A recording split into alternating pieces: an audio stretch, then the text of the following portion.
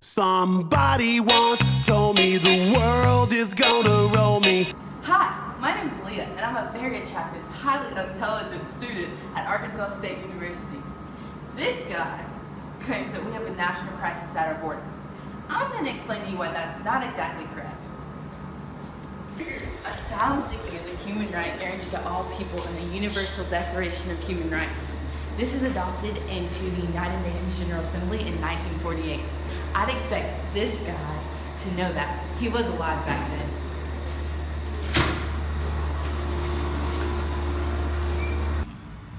The administration of President Donald Trump has been widely criticized for his immigration policies.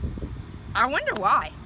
But we have some bad hombres here, and we're going to get them out. Bringing those problems with us. They're bringing drugs. They're bringing crime.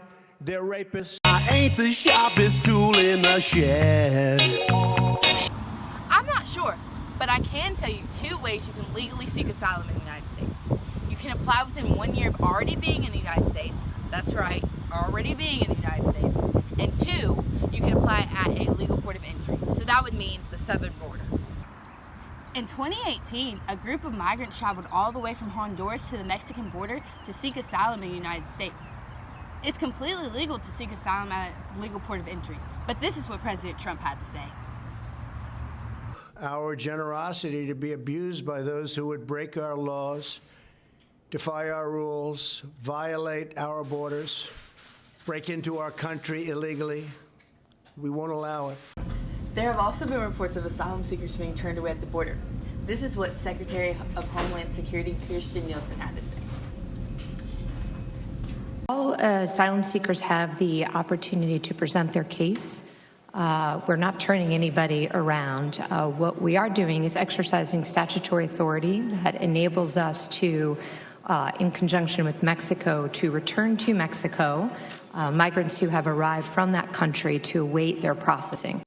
Here is what Representative Nanette Berrigan saw. Can I help you?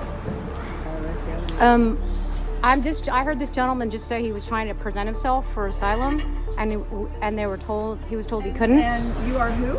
I just know that I overheard him say, and I'm trying to find out, are you guys not taking people at the port of entry? We are taking people in order. They are to go to UNAMI, and UNAMI is taking a list, and then they are presented here. Can you please put the camera down? No. On Saturday, when I happened to be crossing the border with my mother, and I heard a gentleman say, I'm from Honduras, I want to apply for asylum. He was already at the turnstile at the Ped West entry.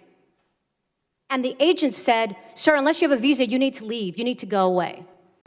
Then this is what she said.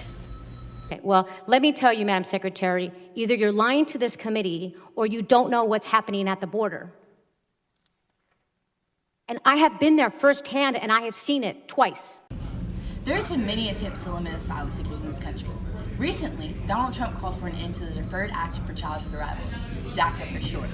This allowed young adults that were brought here as young children to get a work permit and go to college. Ending this would put 800,000 people at risk for deportation. Not only would the DACA recipients suffer, but so would the United States economy, because about 91% of DACA recipients have a job in the U.S.